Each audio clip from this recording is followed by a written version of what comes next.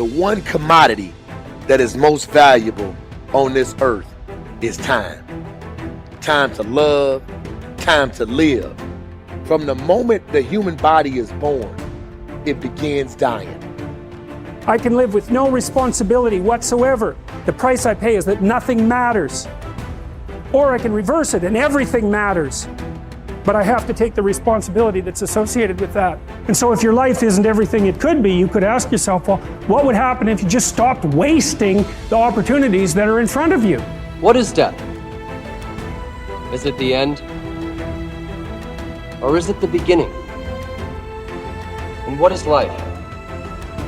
What is this thing we call life? What makes life so unique and so beautiful? It is beautiful because whatever you have that you may be facing, what you may be dealing with, life is still good.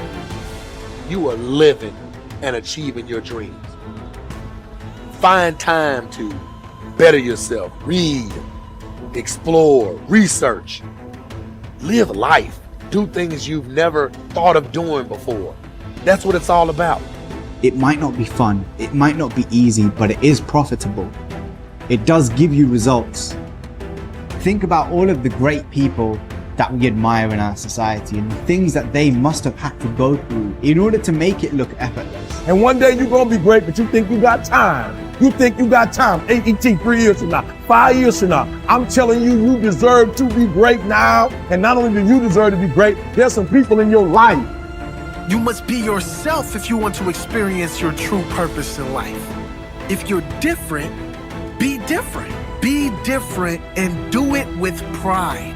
If someone doesn't like it, if many people don't like it, who cares?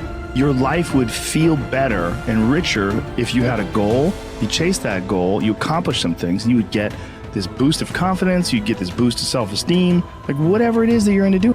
Learn from what you've just done, move forward. Learn from what you've just done, move forward. Repeat, repeat, repeat, all the way forward until one day you're going to get to the end of that tunnel and you're going to see the light.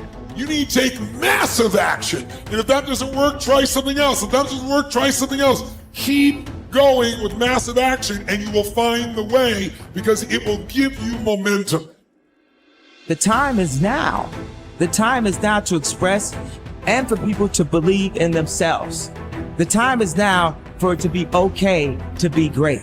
Listen to me, if you work for it, if you're willing to put in that sweat, that blood, and those tears, baby, I'm telling you, you can have what you want, be what you want, do what you want. Are you hearing me? And start now.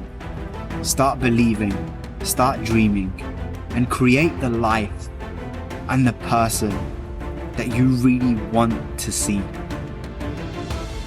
I think it's good to remember that if we just go along with the crowd, we won't wind up with much more than the wish that we can do it all over again, and as far as we know, you can't. If we want to amount to anything as individuals, we need individual goals, individual thinking, individual actions, and we must never conform to the big group. We must love them, we must help them, we must serve them, because our whole success will depend on our ability to do these things. But never lose our own individuality and our identity by permitting ourselves to become submerged in what has historically proved itself to be little more than a suffocating sea of indirection and purposelessness.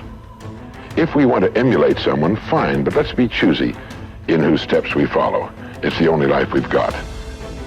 And remember to think. Imagination is everything, and we can become what we can imagine. If you find yourself getting depressed and down at the mouth, as we all get once in a while, you might want to remember this quotation by Dean Briggs. He said, "Do your work. Not just your work and no more, but a little more for the lavishing's sake. That little more which is worth all the rest. And if you suffer as you must, and if you doubt as you must, do your work. Put your heart into it, and the sky will clear.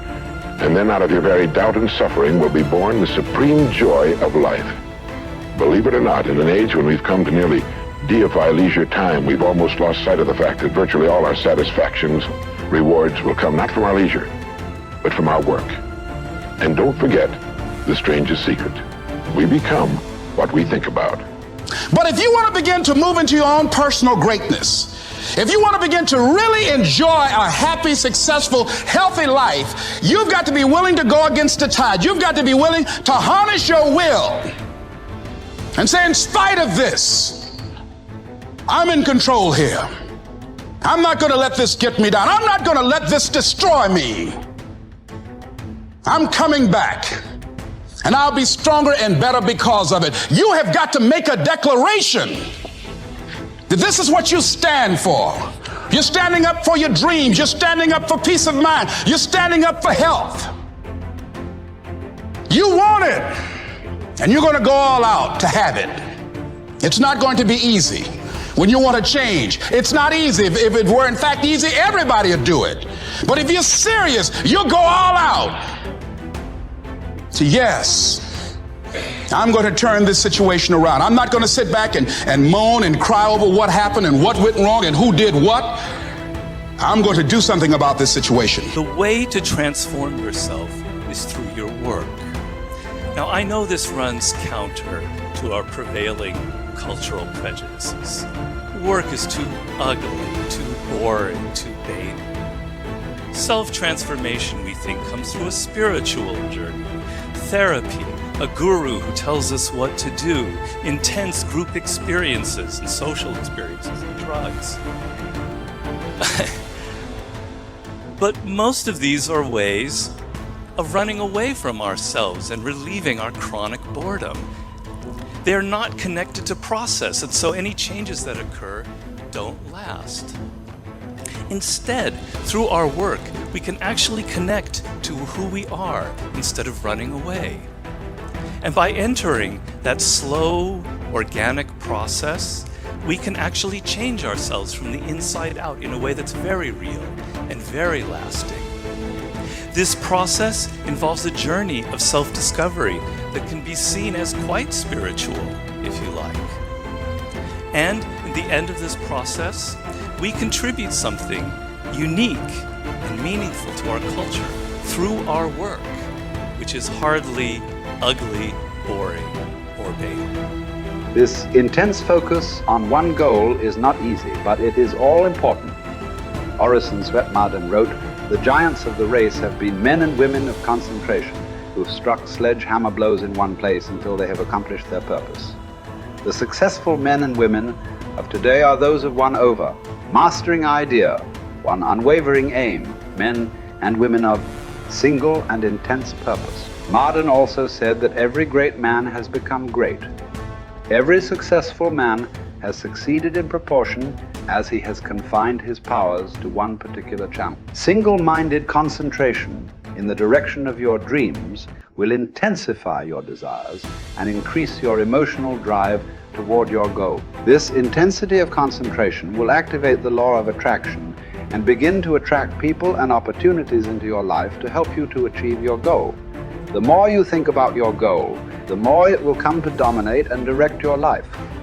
The more you think about it, the more rapidly you will move toward it, and it will move toward you. Great men and women are those who absolutely believe that they are put on this earth to do something wonderful with their lives. They have a vision of something greater or better than their current circumstances. Personal greatness means having a sense of destiny and a conviction that your thoughts and your imagination are the only real limits to your possibilities. William James said, compared to what we ought to be, we are only half awake. We are making use of only a small part of our physical and mental resources. Stating the thing broadly, the human individual thus lives far within his limits.